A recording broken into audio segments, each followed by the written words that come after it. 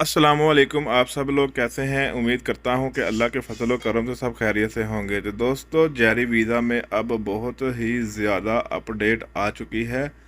तो अपॉइंटमेंट लेने के लिए लोगों को बहुत ही मुश्किल पेश आ रही है। तो आज इस वीडियो में हम आपको मुकम्मल डिटेल के साथ जैरी वीज़ा की अपॉइंटमेंट लेने का तरीका आपको बताएंगे। तो चलते हैं हम वीडियो की जानिब। जाने से पहले अगर आप मेरे चैनल पर नए हैं तो मेरे चैनल को सब्सक्राइब कर दीजिएगा, साथ ही बेल आइकन को दबा दीजिएगा ताकि मेरी हर नई आने वाली वीडियो का नोटिफिकेशन सबसे पहले आप तक पहुंच सके। तो सबसे पहले आपने यहाँ लिखना है जैरीज वीज़ा। तो जैरीज वीज़ा लिखने के बाद जब आप सर्च करेंगे, सर्च करने के बाद आप बिल्कुल इसी पे तरह के पेज के ऊपर आ जाएंगे। तो यहाँ से लिखा होगा जैरीज वीज़ा, फिर नीचे लिखा होगा कॉल, डायरेक्शन, शेयर और साथ में लिखा होगा यहाँ वेबसाइट। तो आपने वेबसाइट के ऊपर क्लिक कर देना है। क्लिक करने के बाद अब आप इस पेज पे आ जाएंगे। तो यहाँ आपने सबसे पहले थ्री डॉट के ऊपर क्लिक कर देना है। क्लिक करने के बाद फिर लिखा होगा डेस्कटॉप साइट, तो आपने यहाँ टिक कर देना है। टिक करने के बाद अब आपने यहाँ इस पेज पे इसको ऊपर की तरफ स्क्रॉल करना है। तो ऊपर की तरफ स्क्रॉल करने के बाद यहाँ लिखा होगा मोस्ट पॉपुलर डेस्टिनेशन। तो नीचे लिखा होगा व्यू ऑल। तो आपने व्यू ऑल के ऊपर क्लिक कर देना है। तो व्यू ऑल के ऊपर जैसे ही आप क्लिक करेंगे फिर आपकी स्क्रीन के ऊपर यहाँ तमाम की तमाम कंट्री इस तरह से आ जाएगी। तो आपका जिस कंट्री का वीज़ा होगा तो आपने यहाँ देख के उस कंट्री के साथ एरो का निशान दिया होगा। तो आपने उस एरो के निशान के ऊपर क्लिक कर देना है। क्लिक करने के बाद अब आप आएंगे इस पेज पे। तो यहाँ आपने अपने फिंगर की मदद से इस स्क्रीन को थोड़ा सा ऊपर आपने ऊपर की तरफ स्क्रॉल करना है। जैसे ही आप ऊपर की तरफ स्क्रॉल करेंगे तो यहाँ लिखा होगा अप्लाई नो। तो आपने यहाँ अप्लाई नो पे ऊपर क्लिक कर देना है। तो जैसे ही आप अप्लाई नो पे के ऊपर क्लिक करेंगे फिर आप चले आएंगे इस पेज पे। इसके भी ऊपर यहाँ लिखा होगा ओके। तो आपने ओके के ऊपर क्लिक कर देना है। क्लिक करने के बाद अब आपने यहाँ सबसे पहले इस पेज इसको क्रॉस कर लेना है। क्रॉस करने के बाद फिर आपने ऊपर थ्री डॉट के ऊपर क्लिक करना है। क्लिक करने के बाद डेस्कटॉप के ऊपर क्लिक कर देना है। क्लिक करने के बाद फिर आपने यहाँ ओके कर देना है। ओके करने के बाद अब आपने एरो का निशान दिया होगा। तो आपने यहाँ इंग्लिश सबसे पहले लैंग्वेज सेलेक्ट करनी है। तो ऊपर की तरफ स्क्रॉल करेंगे तो नीचे लिखा हुआ आ जाएगा इंग्लिश इन पाकिस्तान। तो आपने उसके ऊपर क्लिक कर देना है। तो आप इसको फिंगर की तरफ से ऐसे ऊपर या नीचे स्क्रॉल करेंगे तो मुख्तलिफ कंट्री की लैंग्वेज आएंगी। तो आपने लैंग्वेज पाकिस्तान के ऊपर क्लिक करना है। क्लिक करने के बाद अब आपने यहाँ ओके के ऊपर क्लिक करना है। फिर क्लिक कर देना है ओके के ऊपर। फिर यहाँ लिखा होगा अपॉइंटमेंट, मेक एन अपॉइंटमेंट, उसके बाद वीज़ा। तो उसके बाद लिखा होगा ये अपॉइंटमेंट सेंटर। ठीक है, तो आपने यहाँ क्लिक करना है मेक ए अपॉइंटमेंट। तो उसके बाद यहाँ ओके आएगा। अपने ओके के ऊपर क्लिक करना है। क्लिक करने के बाद अब आपने यहाँ सबसे पहले अपनी नेशनैलिटी के ऊपर क्लिक करना है। तो एरो का निशान दिया होगा, आपने एरो का निशान के ऊपर क्लिक कर देना है। क्लिक करने के बाद मुख्तलिफ कंट्री आएंगी। तो आपकी नेशनैलिटी जिस कंट्री की होगी तो आपने वो कंट्री यहाँ से सर्च कर लेनी है। सर्च करने के बाद आपने उस कंट्री के ऊपर क्लिक कर देना है। जो भी आपकी कंट्री होगी तो आपने उस कंट्री के ऊपर क्लिक कर देना है। तो यहाँ कंट्री के ऊपर क्लिक करने के बाद फिर लिखा होगा सेलेक्ट ए वीज़ा। तो आपने अपने वीज़े पे देखना है कि आपके वीज़े के ऊपर क्या लिखा होगा हुआ है।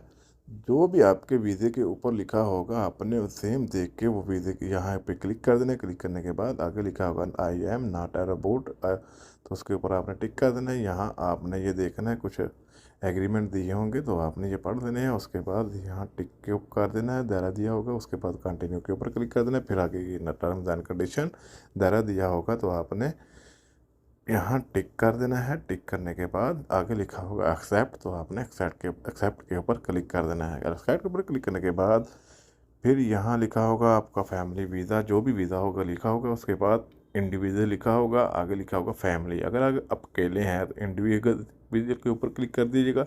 अगर आपके साथ कोई और पर्सन भी है, आपके फैमिली मेम्बर हैं, तो आपने फैमिली के ऊपर क्लिक कर देना है। उसके बाद यहाँ प्लस का निशान दिया होगा। जितने पर्सन होंगे तो आपने उसके हिसाब से यहाँ तादाद लिख देनी है। तादाद लिखने के बाद नीचे दायरा दिया होगा, उसके ऊपर आपने टिक कर देना। टिक करने के बाद यहाँ लिखा होगा नेक्स्ट, तो आपने नेक्स्ट के ऊपर क्लिक कर देना है। तो जैसे ही आप नेक्स्ट के ऊपर क्लिक करेंगे तो सबसे पहले यहाँ आपने अपना वीज़ा का नंबर लिखना है। उसके बाद नीचे आगे लिखा होगा स्पॉनर आईडी। तो यहाँ आपने जो आपको वहाँ से बुला रहा है तो उसका इकामा नंबर, जो भी उसका आईडी नंबर होगा, तो वहाँ यहाँ आपने उसका आईडी नंबर लिखना है। याद रखिए ये आईडी नंबर आपने जिस कंट्री का वीज़ा होगा वहाँ का आईडी नंबर शो किया होगा, तो आपने वो लिखना है। लिखने के बाद नीचे आगे लिखा होगा नेक्स्ट।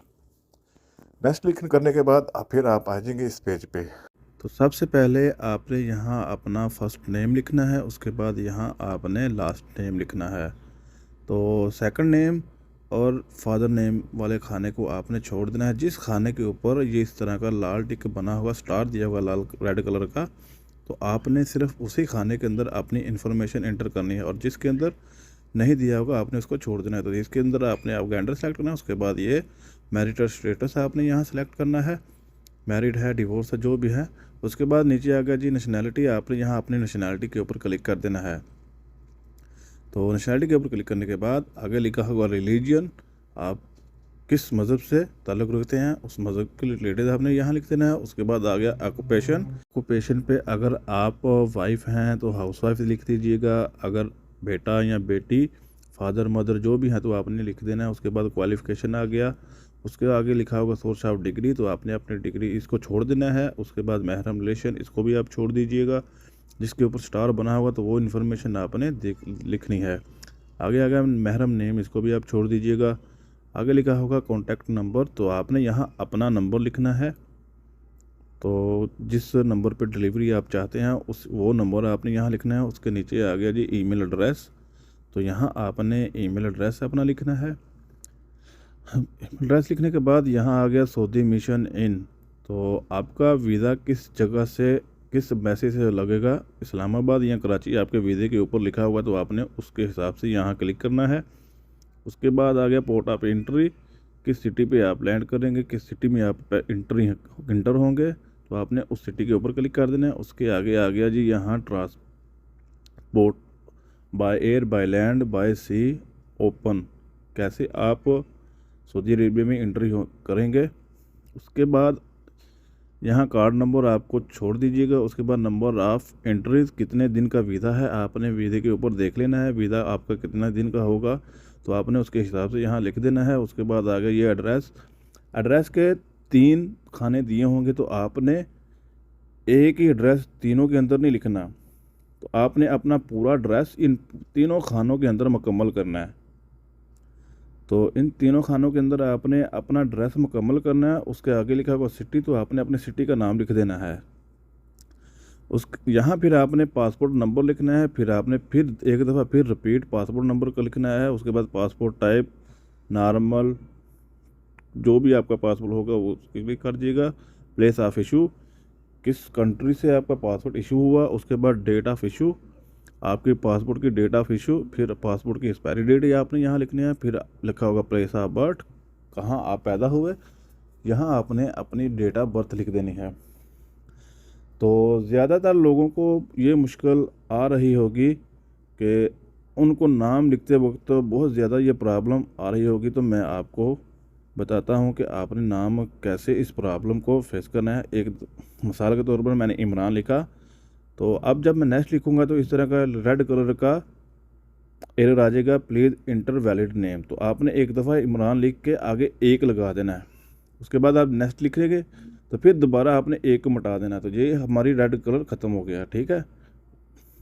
तो अब फिर हम ऐसे ही लास्ट नेम लिखेंगे। हमने लिखा गोंदल 11, तो फिर हम 11 को ख़त्म कर देंगे। तो ये हो गया जी हमारा एरर ख़त्म, ठीक है। इस तरीके से आपने नाम लिख देना है। उसके बाद आपने नीचे लिखा होगा नेक्स्ट, सारी इन्फॉर्मेशन लिखने के बाद नीचे लिखा होगा नेक्स्ट, तो आपने नेक्स्ट वाले बटन के ऊपर क्लिक कर देना है। तो जैसे ही आप नेक्स्ट वाले बटन के ऊपर क्लिक करेंगे तो अब आपकी यहाँ अपॉइंटमेंट बुक होगी। तो आपने यहाँ जिस सिटी से अपॉइंटमेंट लेनी है उस सिटी के नाम लिखे होंगे। ये सबसे ऊपर ये रेट मेंशन दिया होगा नॉर्मल का और लॉन्ग पैकेज का, 2 ही पैकेज दिए होंगे। नॉर्मल ऑनलाइन मिलता है और लार्ज जो है वो तो आपको वहीं से भी मिल जाएगा, उसकी अपॉइंटमेंट लेने की ज़रूरत नहीं। यहाँ फीस भी मेंशन दी होगी, तो यहाँ अगर आपको इनमें से कोई अपॉइंटमेंट नहीं शो हो रहा होगा तो आपने यहाँ एरो का निशान दिया होगा, उसके ऊपर नेक्स्ट कर देना है, तो नेक्स्ट डेट को आपको शो हो जाएंगे। इसी तरीके से आपको जिस सिटी से लेनी है अगर नहीं शो हो रही तो आप इस एरो के ऊपर क्लिक करते जाएं। जब आपको अपॉइंटमेंट अवेलेबल मिले तो आपने वो दायरा दिया होगा, उस दायरे के ऊपर आपने क्लिक कर देना है। तो जिस डेट की अपॉइंटमेंट अवेलेबल नहीं होगी उसके ऊपर क्रॉस का निशान इस तरह से आ जाएगा। तो हमने लाहौर की लेनी है तो लाहौर हम अवेलेबल मिल चुकी है, उसके ऊपर हमने क्लिक कर दिया। क्लिक करने के बाद अब नीचे नेक्स्ट लिखा होगा, तो हमने नेक्स्ट वाले बटन के ऊपर क्लिक करेंगे। क्लिक करने के बाद फिर हम चले जाएंगे नेक्स्ट इस पेज पे। तो यहाँ हम करेंगे टाइम सेलेक्ट। आपने अपने हिसाब से टाइम सेलेक्ट करना है, जिस टाइम को आप वहाँ पहुँच सकते हैं तो आपने उस टाइम के हिसाब से यहाँ पे टाइम के ऊपर क्लिक कर देना है। क्लिक करने के बाद फिर नीचे नेक्स्ट ऑप्शन दिया होगा, तो आपने नेक्स्ट वाले ऑप्शन के ऊपर क्लिक कर देना है। तो जैसे आप नेक्स्ट वाले ऑप्शन के ऊपर क्लिक करेंगे तो यहाँ आपकी सारी की सारी इन्फॉर्मेशन कुछ इस तरीके से आप पढ़ सकते हैं। तो पढ़ने के बाद नीचे 2 दायरे बने होंगे छोटे से, उनके ऊपर आपने सबसे पहले लिखा हुआ SMS। अगर आप SMS चाहते हैं तो आपने इसके ऊपर टिक कर देना है। तो सबसे ऊपर कंट्री लिखा होगा, उसके बाद कंट्री कोड लिखा होगा, नीचे आपने अपना नंबर लिख देना है। तो ये SMS की फ़ीस आपसे कटी जाएगी, इसकी फ़ीस 250 रुपये है। अगर आप SMS चाहते हैं तो उसके ऊपर टिक कर दीजिएगा, अगर नहीं चाहते तो आप उसको टिक के ऊपर छोड़ दीजिएगा। तो आपको डॉक्यूमेंट कोरियर के ज़रिए चाहिए तो आपने उसके ऊपर लाजमी तौर पे क्लिक करना है, क्योंकि आपके डॉक्यूमेंट कोरियर के ज़रिए आएंगे। तो हम SMS को अनटिक कर देते हैं, फिर कन्फर्म के ऊपर क्लिक करेंगे। जैसे ही हम कन्फर्म के ऊपर क्लिक करेंगे छोटा सा पेज होगा, उसके ऊपर ओके लिखा होगा, तो आपने फिर इसके ऊपर भी ओके कर देना है। तो जैसे ही ओके करेंगे हम, तो ये देख सकते हैं आप हमारी अपॉइंटमेंट बुक हो गई है और हमें जीमेल के ऊपर मैसेज भी आ चुका है। तो ये हमारी अपॉइंटमेंट है, तो सब कुछ डिटेल लिखी हुई है। अब आपने इस अपॉइंटमेंट को डाउनलोड कर लेना है। डाउनलोड करने के बाद जब आप इसको ओपन करेंगे, ओपन करने के लिए आपसे पासवर्ड मांगा जाएगा। वो पासवर्ड क्या है? तो अपॉइंटमेंट बुक करते वक्त आपने जो अपना पासपोर्ट नंबर लगाया होगा, वो पासपोर्ट नंबर आपने सेम उसी तरह पासवर्ड के अंदर लिख के तो इसको आप ओपन कर सकते हैं। दोस्तों आज के लिए इतना ही। अब हम आपको मिलेंगे नेक्स्ट वीडियो में। उतनी देर के लिए अपना ख्याल रखिएगा। अल्लाह हाफिज़।